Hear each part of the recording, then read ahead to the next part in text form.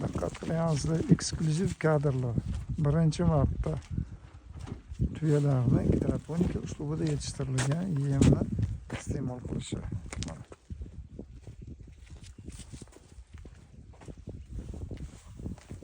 Hayron. Hayron. Nega bu deb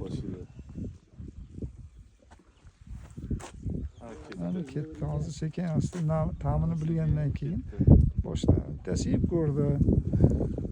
Ikkinchisi so'radi, nima qanaqa ekansiz, yaxshi dedi. Hozir endi ikkinchisi ham sekin boshlaydi. Qani bismillah.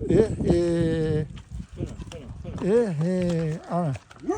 Endi bunisi endi bunisi bor-ku, bunisi endi umuman endi. Ko'rdinglarmi?